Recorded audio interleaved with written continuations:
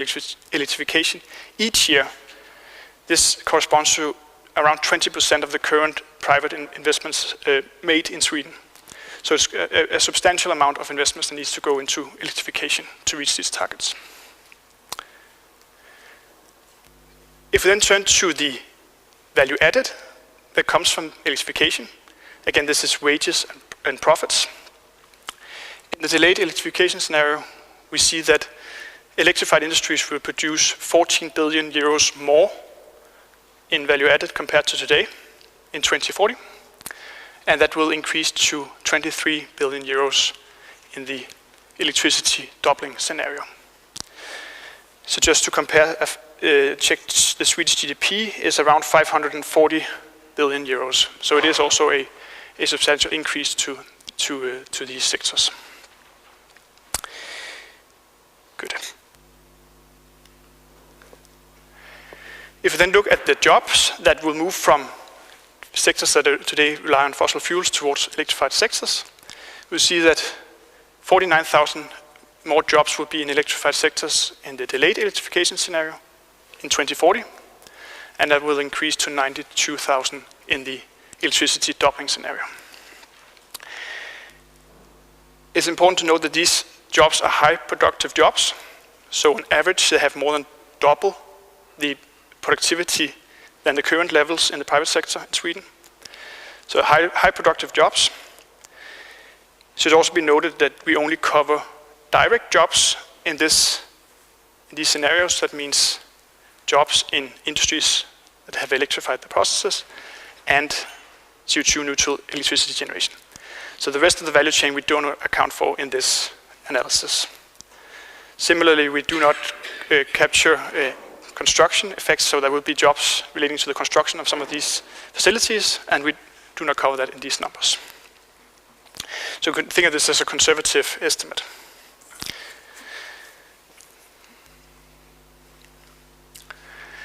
We also estimate the effect on taxes from electrified industries, and that will similarly increase in delayed electrification, 3.3 billion euros more in taxes, and 5.6 in electricity doubling from electrified industries in 2040. So this is very, very nice. There are large potentials in electrification, and but we have also identified that there are some risks in terms of ensuring that these are materialized, these positive effects. And particularly we looked at the current market design and found that there are certain risks in this market design. So we had an extensive desk research, and we interviewed several large consumers of electricity in Finland and Sweden.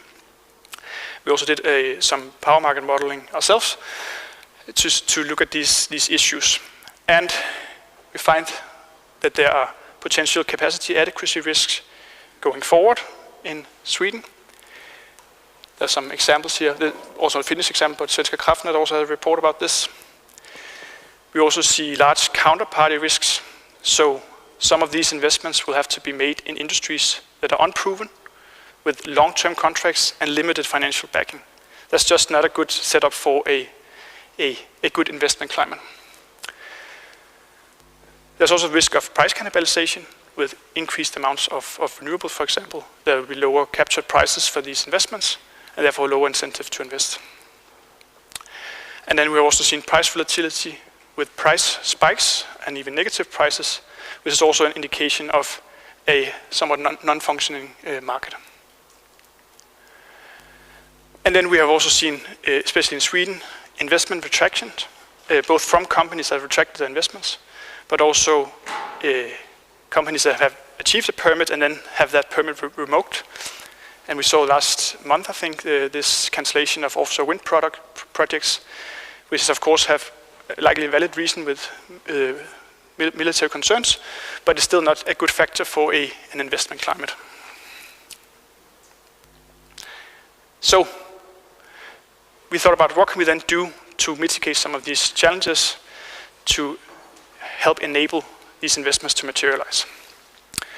As a prerequisite condition, we think that a stable political environment is key to ensuring a long-term investment climate.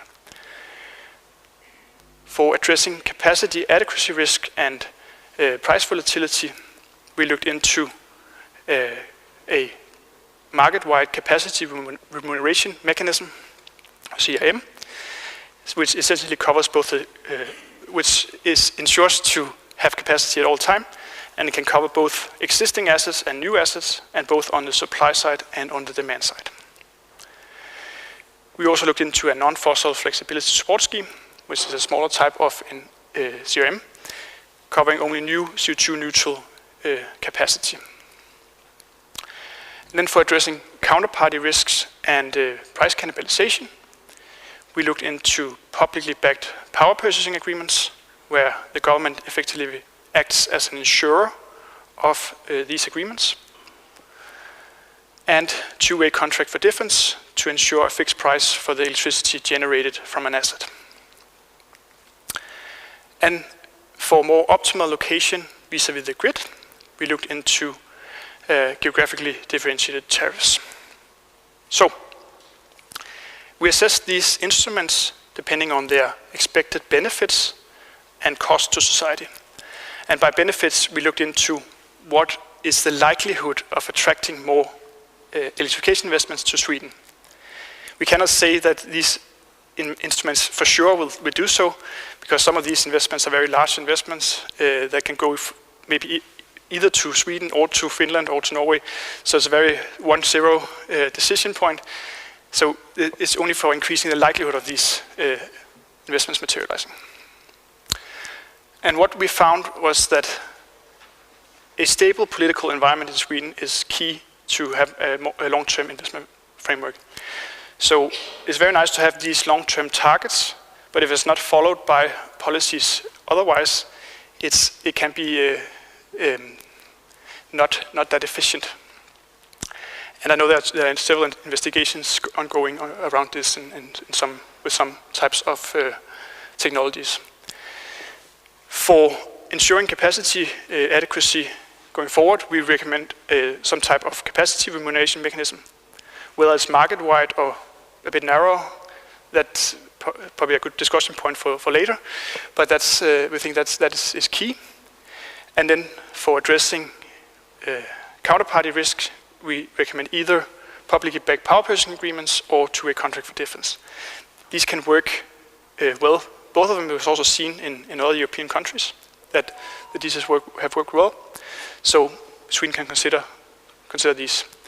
We don't give much weight to the last one for Sweden specifically. It could be something to look into, but given the 4 price areas and so on, there could be limited gain from this, is our assessment. So, the 3 points from today, I hope you feel like those were met. And this was my presentation. Our report is publicly available both on Fortum's website and our website, so feel free, if you're interested, to go in and read that. Thank you.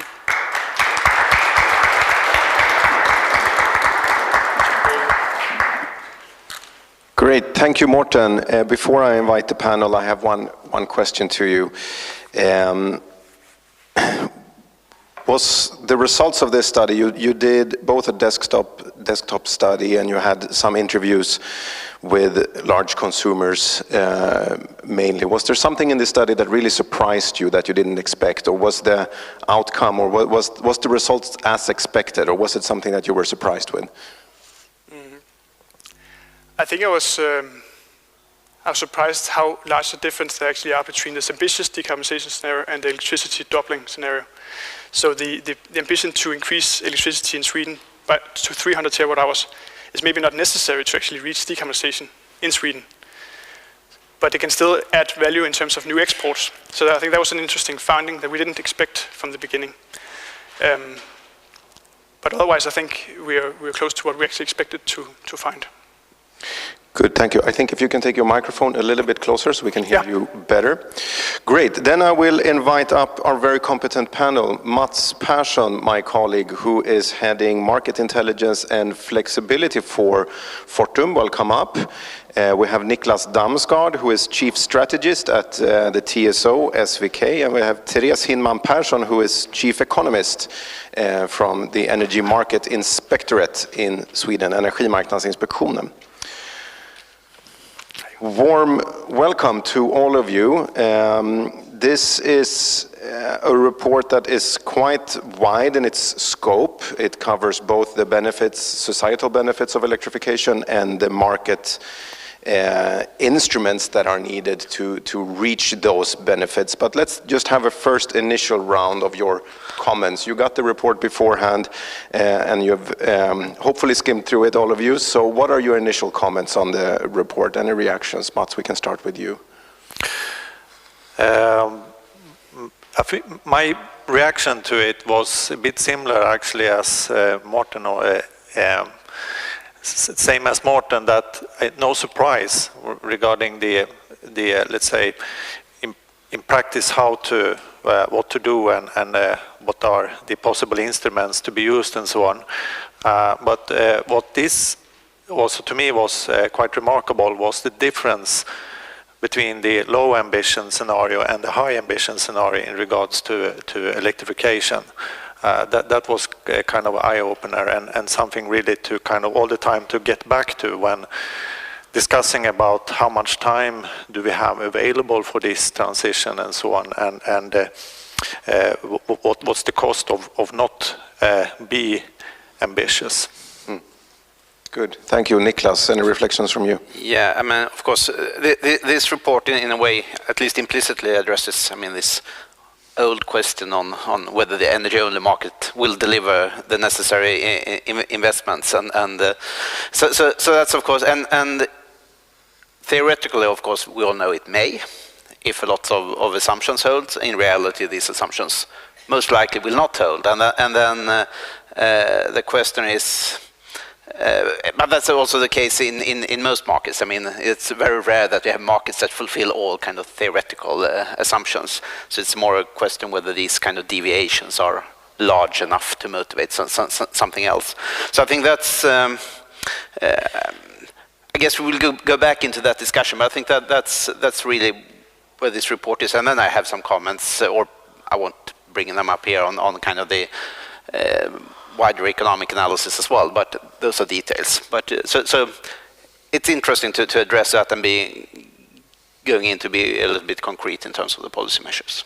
Just staying with you for a second, because I think you've spent basically most of your career on this issue, the functioning or dysfunctioning of the energy-only market. Will it be enough? Won't it be enough? If I haven't prepared you for this question, but it's curious. Like, if you what's your journey on this topic? Started working with this issue in the 90s and where you are now. Can you just summarize your conclusion on whether the energy-only market is enough or not? Yeah, I mean, for a very long time, I've been a very firm believer that the energy market, well, the energy-only market will deliver. And I think that's probably the case if you have quite a stable environment where the risks related to the future risk are not too large. Then I think these deviations between reality and theory are small enough so that you can get something that is reasonably efficient. I'm more skeptical when we're talking about a situation where we have huge uncertainties about the future. And in particular, when you combine that we have a societal wish to make a transformation quite rapidly, probably much faster than what you would get from kind of the pure market-based mechanisms. So that has moved me in the direction I think we need something else in addition to the energy-only market. That said, all these mechanisms that you might, if it's a CRM or if it's a CFD mechanism, they solve partially different problems, of course. All these are extremely complex. So the risks, of course, of policy mistakes regulatory failures are of course huge when you move into that area. So you really need to consider both of these. But for me, it's been a journey where I think we need something more. In particular, if we're going to have this a rapid transition with these huge uncertainties as well. And then again, these uncertainties will be there also for policymakers and for government decision makers. So the uncertainties doesn't go away from society in a way. So, but that's basically where I am. Thank you, Niklas. Great. Therese, what are your comments to the report? Thank you, and thank you for inviting me here. I think you had three topics that you mentioned on electrification, economic growth, and the long-term investment framework. And we agree on those three. Definitely electrification is a path to decarbonization. Economic growth, yes, of course, for Sweden as for the rest of Europe. And of course, the investment framework has to be enabling.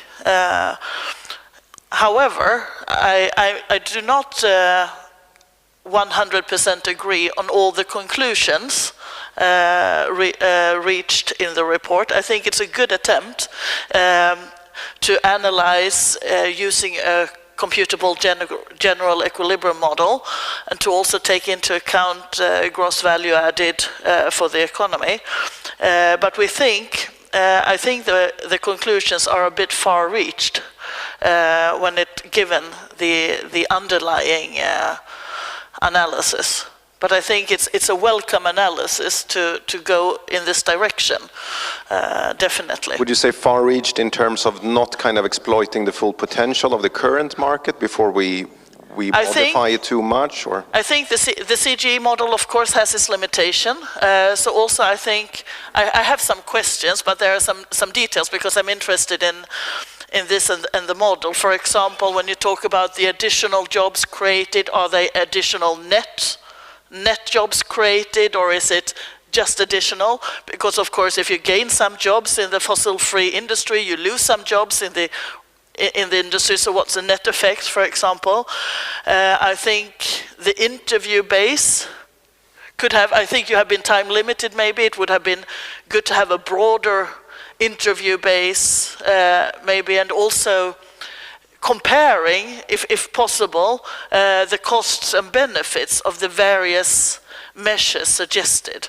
But I think it's the right direction to move in this direction and to have a broader economic analysis of these topics. Good, great, thank you. And I think I agree on the point that we can always do more analysis and cost benefit. I think for the scope of this study was what it was. So I think this was an attempt to kind of put it out there for these kinds of discussions. I won't let you, Morten, comment on your own report. So I'll involve you for the next question now. It seems now, we can debate on the speed and the actual instruments and so on, but it seems like we are heading into a situation where we have some kind of split market. One for dispatch, which is kind of the energy-only market we know of today, and some kind of investment framework, be it a CRM, CFDs or state-backed PPAs or the instruments we are talking about here. So one market for dispatch and operation, and one market for incentivizing investments in different technologies or different capabilities or what we want. Mats, is this where we are heading now? We have an inquiry, Bosse Ditzfalushi's inquiry, we have the nuclear inquiry that presented just a few months ago. So the movement of direction seems to be clear. Do you agree on that? Yes, I agree on that. And I also like to kind of look back a bit from my own history in the industry, that I have been trading in the energy-only market for like 25 years or something like that, been heading Fortum's trading department. So I must say, I know one or two things about how an energy-only market works and what are the, let's say, incentives to do things on the back of that. But I'm not, let's say, I haven't got stuck to it that, okay, it has worked well for the last 25 years, so let's give it a chance for another 25, and then we reach the climate targets. I don't think it will happen. We need something more. And if I just quickly explain my main reasoning here. One is that the name of the existing market, energy only, it kind of self-explanatory. What you get is more energy, but you don't get up to a certain point. Then what you don't get is market, let's say, system stability. You don't get energy security of supply, and you don't get capacity adequacy. You don't get reactive power, active power. There are so many things that you actually don't get incentivized by an energy-only market. So that's sort of from a technological perspective why you need something else. Then the other is the, let's say, large-scale investment perspective. To get down the cost of those investments, you need stability for the kind of full investment, not only the energy delivery part, but the other things that you're also supposed to deliver to the grid and to the customers. The PPAs, the way we know them today, which is just a sort of derivative of the energy-only market, then yes, they exist today, they work as such, but if you scale up those, then the credit risks start to be unbearable for the counterparties, and what you get is still just energy. You don't get the other kinds of features that the system and the customers also need. Long answer. Good, thank you, Mats. I think we'll get back to some of those features, and I have so many questions. We need to move on. Niklas, the one discussion when we talk about these policies, any of these instruments, is there a risk that they are contradicting each other, or are they complementing each other, or is there a risk that if we move ahead now with the CFD for nuclear, for example, and in parallel we'll do a capacity market to incentivize flexibility, and then maybe we have some other instruments for offshore wind or something like that. Will these be small markets that kill each other, or will they work and complement each other? In the UK, for example, we have a situation where we have a lot of parallel instruments to incentivize different parts. How do you see this risk? Is it a risk or is it an opportunity? I definitely see that as a big risk when we look into this. I think, first of all, I think the energy market, or that part, will still be important, even if it's reduced to being kind of mainly the dispatch or the short term. It's still instrumental. If you look at PPAs or CFDs or any other types of contracts, you typically will have the kind of energy market as the reference here. So, and there I see a risk both with large-scale CFDs and perhaps in particular with large-scale CFDs, that they undermine that energy market, that you distort the bidding behavior into that energy market, and I think that could clearly be problematic. PPAs perhaps also, but I think a little bit less of a risk there, at least if they are market driven, if they are kind of pure commercial. And that's of course also an issue when you go into this. We can discuss that separately in terms of these publicly backed PPAs. What kind of behavior does that? What type of contracts does that incentivize people to go into? Do you do your proper due diligence if you have the government backing up those contracts?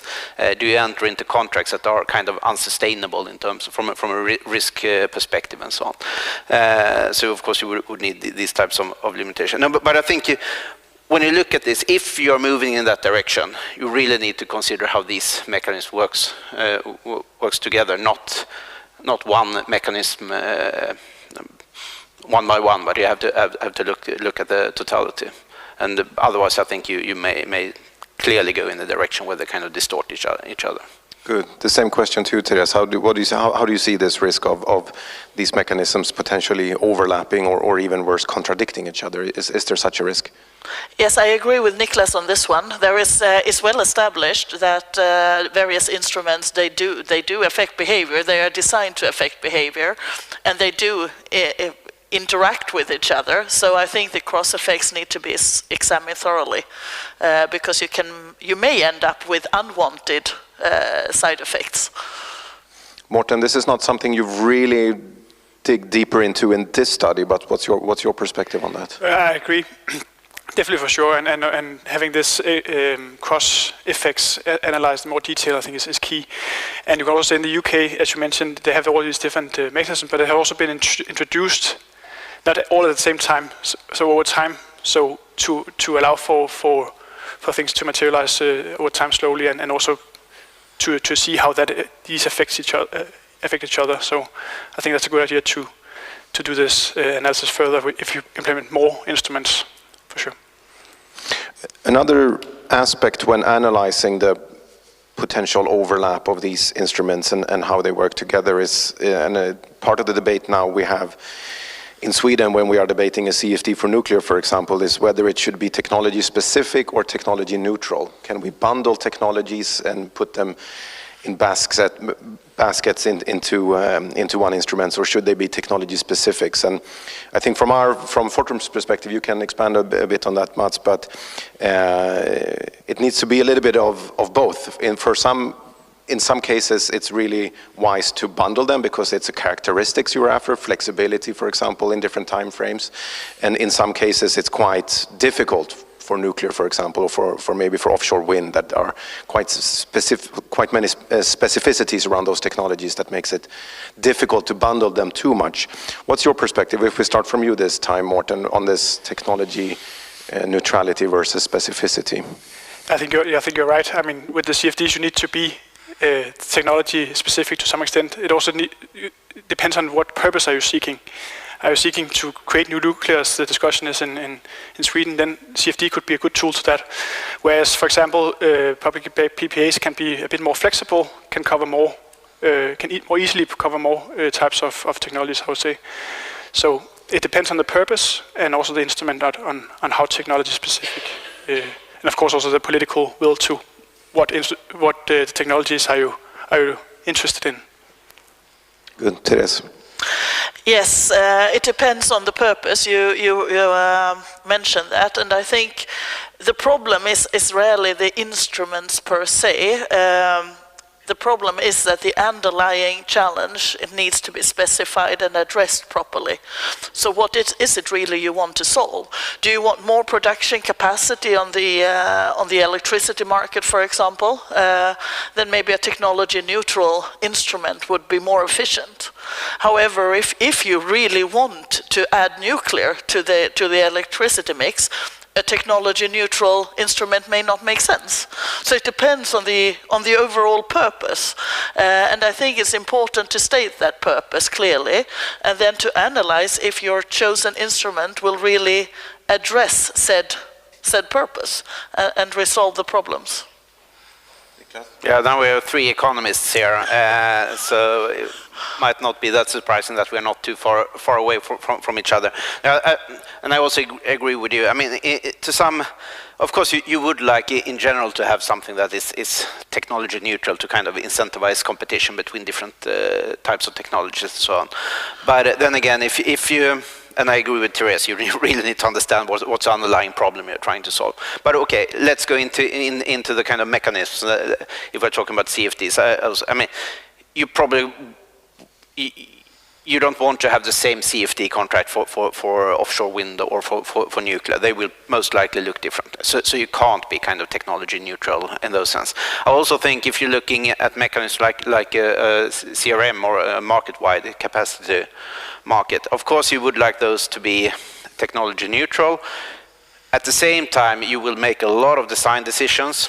They will not be completely, in that sense, technology neutral, even though you should derive those from kind of the system needs in a way, but still, they will impact technologies differently. And also for CRMs, if you demand side, I mean, if you have a mechanism like reliability options in a CRM, those are probably doesn't make much sense for demand side participation. That makes it really strange. I think also storage is difficult when you look into reliability options, which might be more suitable for production resources. So then you would probably have to make some tweak, because you still would like to have the storage, you still would like to have the demand side into those mechanisms. So you probably would have to make some tweak to get those types of resources in. So I don't believe you can be completely technology neutral. I don't really think it exists. Good. Mats, your take on that one before we move on. I think most of it has already been said here, but let's say this is actually, when listening to the kind of ongoing debates in media and so on, this is a quite important question. There are, let's say, two different camps here. So I think one shall take this question very seriously.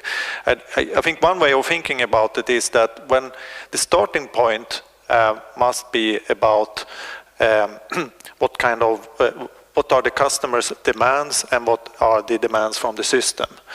Different kinds of features. I mentioned a few earlier, like reactive power, etc. And so in that very first step of thinking, then it's technology neutral anyway. You don't need to think about the technology in the first phase. But then, when translating this to a working market mechanism, there might be several, then one need to be, let's say, a bit pragmatic here and think that how do we get it attract certain technologies in a way directed to certain technologies attractive for the investors to invest in those. And then it's difficult to arrange it completely technology neutral. Of course, if two technologies can deliver exactly the same thing, yeah, then they can compete under the same market mechanism. But if they deliver a totally different thing, and if the kind of investment process and the building process and so on is very, very different, like in terms of time horizon and so on, then one need to adjust the mechanism so that it's suitable for those specific technologies, like, for instance, nuclear. Could I just make one brief comment? Mats, you mentioned a couple of times now, like reactive power and so on. I think, just to be clear, I don't really believe that's much of a market issue. Of course, it's a value. I don't believe you will have a market for reactive power, for instance. I can't see that happening, both because they are so locational specific, and also there's so little money in it. It doesn't really make sense to set up a market for those small monies. So it's, and you can't, since they are location specific. So those kind of, a lot of these technical characteristics that you need in the systems are more suitable to ensure that you get through things like the requirements you have on the generators and large consumption, as well as potentially using tariffs and other mechanisms rather than the market as such. I don't think they are suitable for markets. Good. A free comment for you. I'll hold you for just 5 more minutes. One of the things when debating this that not upsets me, but that I get a bit hung up sometimes, is the concept of alternative costs. That it's easy, and it makes an analysis of this pretty hard. I mean, it's not easy, it's hard, but it's doable to quantify costs for a capacity market, for example. But for a true cost-benefit analysis, you also then need to calculate what's the cost of not doing something, not introducing this instrument. What kind of volatility or alternative scenario are you comparing it to? And then it becomes pretty complex and difficult, and it's something in the media debate, whether we talk about financing for nuclear or capacity market or any other type of instrument for wind, for example, this alternative cost often gets forgotten, and the debate is like, it's cheaper to don't do anything because that's free, that's a zero cost. Any reflections from any of you on this concept of alternative cost? Mats? Yeah, alternative cost, and then I think also important here to look at the total cost, meaning including need of grid investment, including also need of ancillary services and balancing power in the system and so on. So that's the kind of first step, I think, that what's the total cost we are comparing to whatever the alternative cost or not doing anything and so on. And but then, yes, when speaking about the alternative cost, well, one can translate it to money, but I think, to me at least, it's even more relevant to look at what are the alternative consequences if we are not reaching the climate targets, or if we do it too late. I mean, certain parts of the world, they are really kind of impacted by the climate change more than the Nordics. And to say to those who are really impacted that, let's wait until we get the right price signals, and let's wait until the technology is there that can deliver this and so on. That's sort of not the right kind of answer. We just need to kind of act in order to meet the climate targets, even if it would be actually a bit more expensive than not doing anything. Good. A question to Morten, or Niklas, did you have something? Yeah, well, I agree on this. I mean, in terms of the need for rapid transition, I definitely agree on that. So that's kind of the broader question here. And then when you go into like power market and that, I think it is difficult because I think the main kind of the big difference here is really what we believe about the technology costs. I mean, would we like to have nuclear? Would we like to have offshore wind or onshore wind? So, of course, what are the costs for new nuclear? We don't really know. What's the cost of these other technologies? We don't really know. And these are kind of the really big chunks in terms of costs in the power system. Of course, the grid is also a key part here. And then you move into these issues like things related to system stability and so on. And a lot of those things you can actually solve with alternative solutions that might not be that costly. So that's also, it might not be that the big money are on that side. But then you come into the issue that, okay, you may be able to solve it theoretically, but you get a much more complex system. And how do you value the complexity of the system and the possibility, okay, if we're able to identify all the issues in good time, and then we can implement a lot of solutions. But we will probably, most likely, we will miss some of the problems that occur. And what is the cost of that? So I think that, and that is really, really difficult when you want to assess the cost of these alternatives. What are the costs of complexity? Therese, and then one last question to Morten. Yes, on the concept of alternative or opportunity cost, I think many years ago, together with a colleague, we did an analysis of the precautionary principle, if you're familiar, and the cost of looking into this. Because the challenge that you have when you do the analysis is that every measure undertaken today affects the probability of a certain outcome.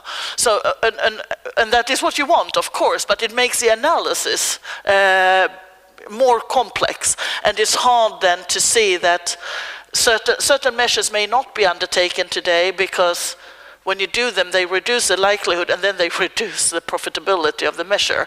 So it is a very, very complex analysis. However, I think one must also say we can't forecast 40 years ahead. We don't know what the future holds. So it's also, we will not get an accurate analysis about the situation for 20, 40 years from now, because we simply don't know.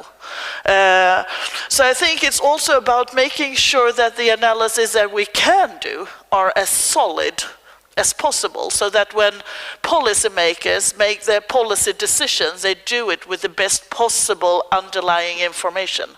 What does it really cost? Because it has a cost to all the people and customers today. Of course, what are the benefits that we can see in the short term? Because we actually don't know what the future holds. So I think that it's important to have that solid analysis, but not pretend that we can accurately forecast the future that far ahead. That's my key learning from you today, then, that the market inspectorate says that we cannot model and analyze everything. Yes, exactly. We cannot do that. Yeah. We wish we could. Yeah. we really wish we could, but it's not possible. All we know is that we will be wrong. Yeah, sure. I wouldn't take it that far. We could be right. We could be right. We could be right. Morten, to wrap up, sometimes we tend to get stuck in our Swedish discussion on this, but we have countries around us as well that are doing things.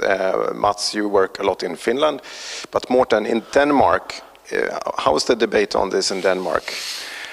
I mean, we do have CFDs for offshore wind, and I think today there's also bids for new offshore wind parks coming in. So there's a completely different focus, I guess, and not completely different, but there's a more focus towards the wind side of the system, and also there are different measures done historically on that, CFDs historically, but now it's a different setup with this new bids. Capacity markets, as I understand, has not been that much debated in Denmark. But the geographically differentiated tariffs have, and it's also been suggested by the TSO to do so. So there's a slightly different view, and the nuclear is off the table, at least for now, in Denmark. So that's not a focus. Great, Therese, you wanted to comment something, Sean? Well, I wanted to add one more thing, and I think, or maybe I should. Do we have time? It's about the growth. 30 seconds. Yes, I will try to keep it short. But also, I think I said it's a good attempt, but I think we need to take it a bit further. We need to really dig into what are the jobs creation, the gross value added, because the gross value added of 18 billion euros in 2040 is not. You say it's substantial, but I would say it's not that substantial, maybe, because we also have a GDP that has grown over time and so on, and we would probably want more, and we would probably want to see more than 68,000 jobs, even if they were to be net, and so on. So I think taking the analysis a step further still would be helpful. Who should do that analysis? Is it us in the industry, or you from the authority side, or? I don't have that perfect answer for you. I'm sorry, but I think it would be good to do it, but. You need now. You used a CGE model, and the power market model was an add-on to that. I don't know how good they interact with each other or so, and it's. But I think it should be taken a step further. Good. We have to close here. We could talk about this all day. Thanks a lot for joining the panel. Really interesting discussion. I'm sure we will continue to talk about this because it's very topical. We have the deadline for the consultation response for this nuclear financing mechanism was just the day before yesterday. That debate will go on. We have elmarknadsutredning, the electricity market design inquiry that will come out during the spring. That will trigger a lot of debate, I imagine. I'm sure SVK, you are analyzing this as well internally and doing interesting stuff. So maybe in Almedalen we can talk and meet again. Thanks a lot for participating. Morten, thanks a lot for flying in from Copenhagen and showing you these results. A great study, so thanks a lot. And to all of you in the room, thanks a lot for coming. And we have both sorted out the live stream, and there will be also put up on our YouTube channel that you can spread afterwards. So thanks a lot for coming.